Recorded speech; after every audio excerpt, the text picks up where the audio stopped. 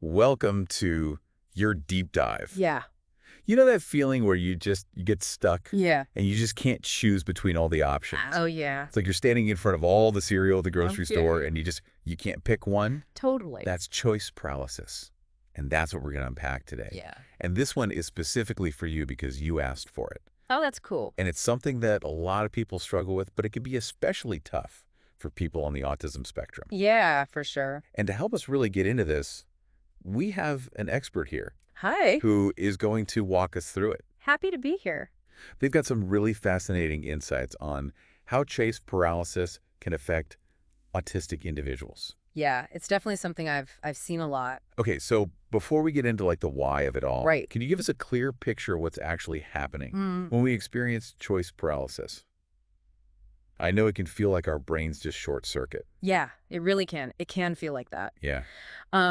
Think of it this way. Our brains are amazing at processing information. Right. But when we just get hit with like tons of choices all at once, Yeah. it's like our decision-making system just overloads. Ah. We end up like overthinking things, analyzing every single option. Yeah. And then we end up doing nothing. I've definitely been there. Oh, yeah. Staring at my closet, full of clothes, but feeling like I have absolutely nothing to wear. It's the worst. Yeah. So relatable. Now, for individuals on the autism spectrum, it can be even more intense. Yeah. For example, Okay.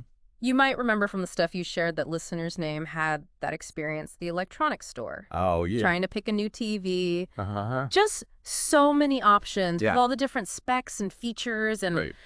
and it just led to a total shutdown. Yeah. That's like a classic example of choice paralysis, Wow. and it shows how sensory input can really have a big impact. So it's not just the number of choices, Yeah. it's how those choices are presented. Exactly. That can also be overwhelming, especially for someone who has sensory sensitivities. For sure, yeah. Yeah. For someone on the autism spectrum who might be sensitive to like Okay. light, sound, or visual clutter, Right. a place like a crowded store with the bright lights and tons of products, Yeah. it can just be super overwhelming. It's like the Yeah. number of choices becomes its own sensory input. Oh. That's really hard to process. So it's almost like their brain is working overtime to process all that sensory information, Yeah. leaving less energy for making decisions. It's a great way to put it. It's like having a million tabs open on your computer and Okay. trying to run some huge program. Yep. Eventually, things are going to slow down and freeze up. And then on top of that sensory overload, there's often this added anxiety Right. about making the right choice. Okay. This can be really strong for people on the spectrum who Yeah. often want things to be perfect or worry about messing up. That makes total sense. Yeah. I can imagine that pressure to choose perfectly would just make an already overwhelming situation so much worse. Absolutely. Yeah. And that anxiety can fuel something called analysis paralysis, Oh. where you get stuck just like Yeah. overthinking and going over every single option, Right. but you never actually reach a decision. I can see how that could be exhausting. Yeah, Both mentally and emotionally. it really is. Yeah.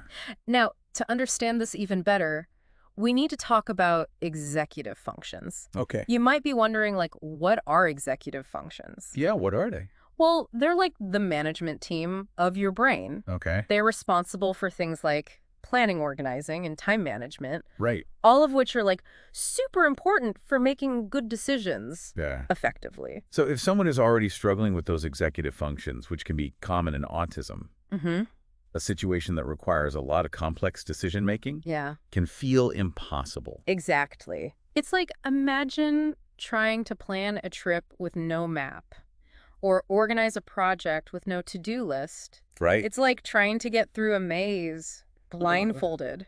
That sounds so frustrating. It is. So we've laid out a pretty clear picture of why choice paralysis can be so difficult, particularly for people on the autism spectrum. Yeah. But I think what our listener really wants to know is, Yeah. what can they do about it? Right. What strategies can they use to like break free from this feeling of being stuck? That's the big question. Yeah. And luckily, there are a bunch of powerful strategies that can help. Okay.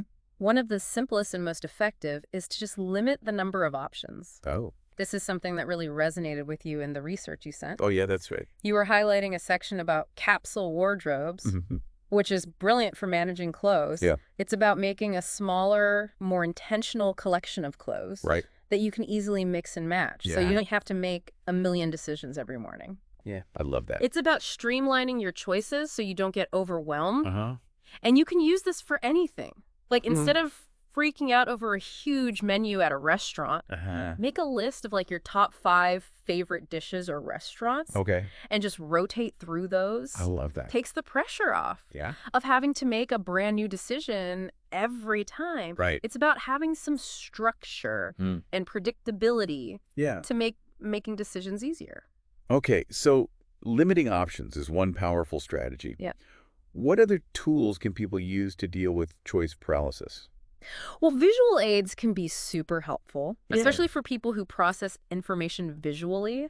You can use charts lists or even just simple visual timers to break down tasks and decisions into smaller steps. Okay. Remember in your material when they talked about using a visual timer for meal prepping? Oh, yeah. That's a great example of how visual aids can make a big difference. Takes the abstract pressure of like deciding what to cook and breaks it down into concrete visual steps. Exactly. Yeah. And this can be super helpful for people on the spectrum who might find visual information easier to understand than just hearing instructions. So it's like creating a visual roadmap for decision making.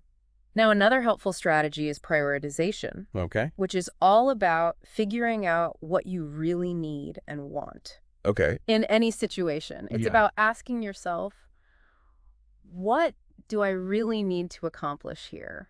So, for example, if you're feeling overwhelmed about choosing an outfit, instead of getting lost in all the possibilities, you could ask yourself, what's the main purpose of this outfit? Where am I going?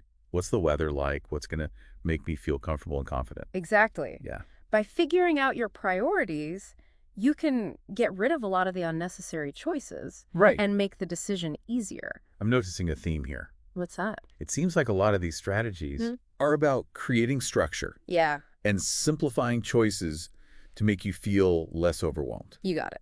Okay. And that leads us to another key strategy, which is having consistent routines. Routines help you by cutting down on the number of decisions you have to make every day. That frees up mental energy for other things. I know from the research you sent me that routines are something you're already doing. Oh, yeah. But I'm curious to hear your thoughts on how routines can be especially helpful for people on the spectrum. Sure. Yeah. Routines can be really helpful for anyone. But for someone on the autism spectrum who thrives on predictability and structure, routines can provide this sense of stability and control. So it's like creating these little pockets of predictability in a world that can often feel chaotic, unpredictable. It can make a huge difference in dealing with choice paralysis. For example, having a set morning routine, like waking up at the same time every day. Having the same breakfast, getting dressed in a similar way, that can really reduce the number of decisions you have to make first thing in the morning. And set you up for a much calmer day. It's like creating a foundation of predictability that you can build on. Okay. And we can't forget about asking for help, whether it's from a friend, a family member, a therapist, or a support group. Having someone to talk to and bounce ideas off of can be so helpful when you're feeling stuck. Absolutely. It's so easy to feel isolated when you're struggling with something like this. Yeah. But talking to someone who gets it can make all the difference. For sure. And, you know, there are resources out there. Like Cheap ABA. They're committed to providing affordable resources and support for autistic individuals and their families, which is huge for people who might not have access to more traditional services. Absolutely. Yeah, that's a fantastic resource. Yeah, it is. So we've covered a lot of ground here, exploring the definition of choice paralysis, its unique impact on autistic individuals, and some powerful strategies to overcome it. Yeah, and it's all about taking small steps to regain that control and to build confidence in your decision-making abilities. Exactly. But before we move on to part 2 of our deep dive, I want to leave you with something to ponder. We've talked about all these practical strategies, but how might understanding the reasons behind your choice paralysis lead to even more personalized solutions? That's something for you to think about as we wrap up this part of our conversation. Sounds good. We'll see you in part 2. See ya. Yeah, that's a really great question to think about. Yeah. And it actually leads us perfectly into this next part of our deep dive. Okay. We've been talking about those practical strategies, but understanding like the why behind your own personal experience with choice paralysis is really important for finding solutions that work for you. Absolutely. Yeah. It's like having a toolbox full of like amazing tools. But if you don't know which tool is right for the job, you're not going to be very effective. Exactly. Yeah. So let's dig a little deeper into those reasons. Yeah. We've touched on sensory sensitivities, and I think it's worth like really emphasizing how big of a role they can play in choice paralysis, especially for autistic individuals. Right, because it's not always just about having too many options. Right. It's about how those options are presented and all the sensory information that comes with them. Exactly. Yeah. Imagine trying to choose a shirt. Okay. When, like, the feel of certain fabrics just makes you cringe. Or trying to pick a restaurant. When just the thought of certain smells makes your stomach turn. Oh, yeah. Those sensory experiences can be so overwhelming that they just kind of take over the decision-making process. It's like each choice has this hidden layer of sensory information. Yeah. That can be really hard to process. Right. Especially if you're highly sensitive. And that's where knowing yourself is so important. Okay. The more you know about what triggers your senses, the better you'll be at creating environments and making choices that help you avoid sensory overload. So if you know that loud, crowded environments are a trigger for you, maybe you try to go grocery shopping at like off-peak hours. Yeah. Or you shop online. Exactly. Yeah. It's all about making those choices to create a sensory environment that works for you. Now, besides sensory sensitivities, you mentioned earlier the impact of past experiences. Can you talk more about how those experiences might be part of choice paralysis? Absolutely. Think about it. Okay. If you've had a bad experience where a certain choice led to something unpleasant, your brain might create a shortcut to avoid making that same mistake again. It's like our brain's trying to protect us. Yeah. From like potential harm or discomfort. Exactly. Yeah. And that can be helpful sometimes. Right. But it can also lead to avoiding decisions. Oh. Especially if those past experiences haven't been dealt with. So it's not just about logically thinking about the pros and cons of each option. Right. It's also about dealing with the emotional baggage that might be attached to those choices. That's a great way to put it. Yeah. And that's where therapy or counseling can be really helpful. Working with a professional can help you unpack those past experiences, challenge those negative thoughts, and find healthier ways to cope with making decisions. It's about understanding how your past might be affecting your choices now. Yeah. And finding ways to break free from those patterns that are holding you back. And you know, another factor we often see with choice paralysis is perfectionism. Okay. This usually comes from fear of failure or believing there's only one right answer. Yeah, I think that's something a lot of people can relate to. Oh, yeah, for sure. Whether they're on the spectrum or not.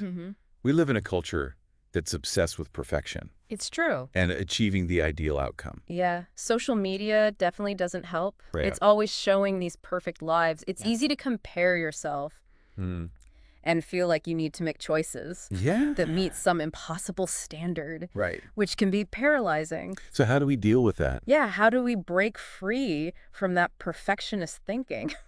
Well, it starts with awareness. Okay. The more you can see those tendencies in yourself, the better you'll be at challenging them.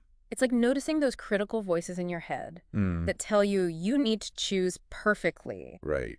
And replacing them with more positive and realistic self-talk. Exactly. Yeah. It's about realizing that good enough is okay and that making mistakes is part of learning. It's about shifting your focus from trying to be perfect to making progress and celebrating those small wins. You got it. And I think it's important to remember that choice paralysis can show up in unexpected places. Oh, really? Yeah. We often talk about it with everyday decisions like what to wear or what to eat. But it can also happen in social situations. Oh, that's interesting. Yeah. I hadn't thought about that, but now that you mention it, I can see how that makes sense. Social interactions are so complex. There are all these unwritten rules. And subtle cues, and you have to read the other person's reactions. It's a lot. Yeah. Especially for autistic individuals who might process social information differently. Right. So it's not just about choosing what to say. Yeah. It's about how to say it, when to say it, and reading the other person. Yeah. All at the same time. And that can feel really overwhelming. Definitely. Yeah. It can lead to a kind of social choice paralysis where someone might freeze up or withdraw or hide their true self to avoid making a social mistake. It's almost like they're choosing not to choose. Yeah. It's still choice paralysis. It is. Just in a different way. Exactly. Yeah. And this highlights how important it is to create social environments that are more understanding and accepting of neurodiversity. So what can we do to create those kinds of environments? How can we make social spaces feel safer and less overwhelming for autistic individuals? Well, first of all, education is key. Okay. The more we learn about the challenges autistic individuals might face in social situations, the better we'll be at being patient, understanding, and adjusting our communication to make them feel more comfortable. It's about meeting people where they are. Yes. Not expecting them to fit into some social script. Exactly. Yeah. And it's about creating spaces where people feel safe to be themselves. I love that. Yeah. It's about creating a world where everyone feels comfortable being themselves. Absolutely. No matter their neurology. And, it's important to remember that even though choice paralysis can be super tough, having choices is also incredibly empowering. Okay. It's about finding that balance between having options and managing them so they don't overwhelm you. That's a really good point. Yeah. It's not about getting rid of choices. Right. It's about having the tools and strategies to navigate them better. Exactly. Yeah. And those strategies we talked about, like limiting options, using visuals, prioritizing, establishing routines, asking for support. Yeah. Those can all help autistic individuals gain a sense of control over their choices. So it's about going from feeling paralyzed by choices to feeling empowered by them. Exactly. Yeah. And I think it's also important to celebrate the unique strengths and perspectives that autistic individuals bring, their ability to think differently, to focus intensely, and to process information in unique ways that can lead to amazing creativity and problem-solving skills. That's so true. Yeah. I love that you're highlighting the positives here. Yeah. It's about recognizing that neurodiversity isn't a bad thing.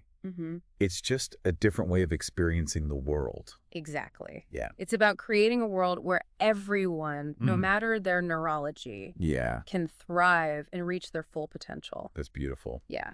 Well, I think we've covered a lot in part 2. We have. We've explored choice paralysis in social situations, the importance of supportive environments, and how empowering choice can be when managed effectively. But before we go to part 3, I have one last thought-provoking question for you.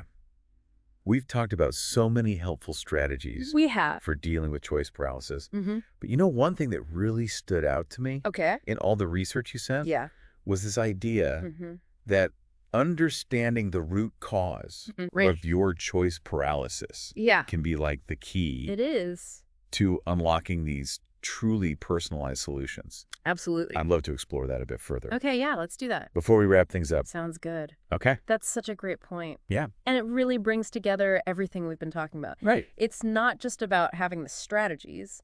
It's about knowing which ones will work best for you. Right. It's like having all the ingredients for an amazing meal.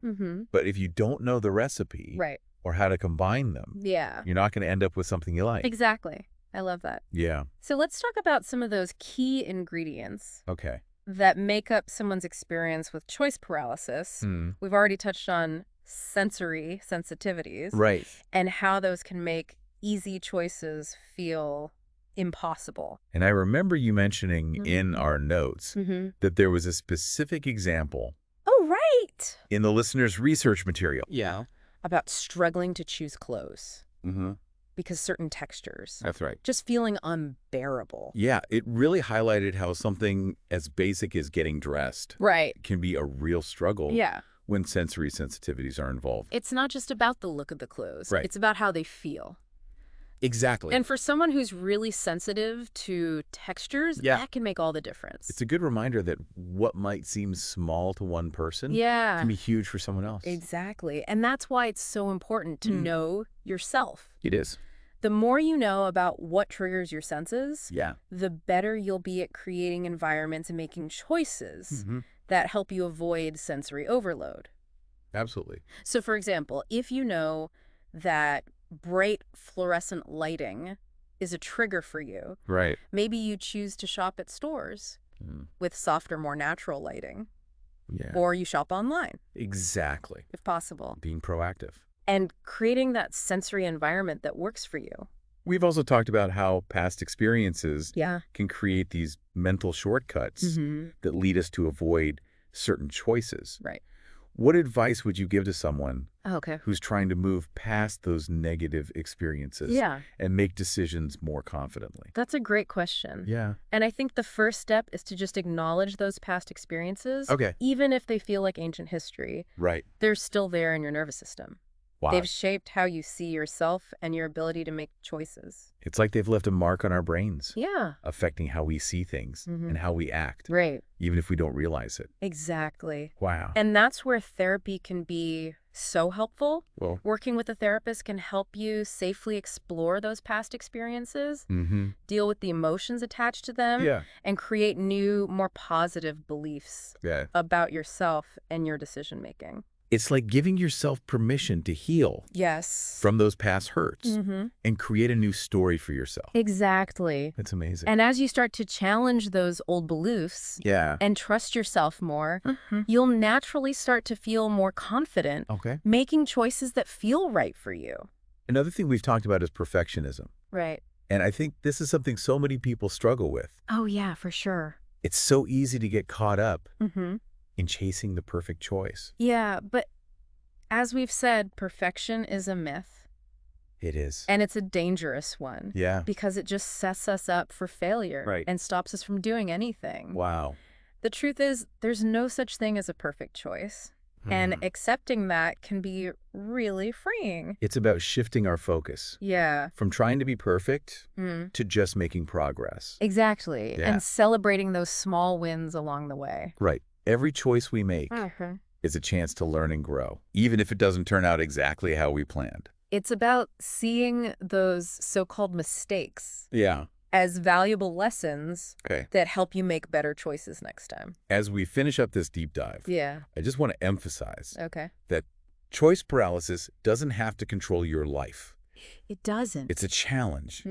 But it's one you can overcome. Absolutely. With awareness, self-compassion, and the right strategies. Exactly. I love that. Yeah. It's about realizing that you have the power to shape your experience and create a life where you feel confident in your choices. Exactly. This has been so insightful. It has. Thank you so much for being here today. Thanks for having me. And to our listener, we hope you found this deep dive helpful and empowering. Yeah. Remember, you're not alone in this. You're not. Keep learning, keep growing, and keep choosing.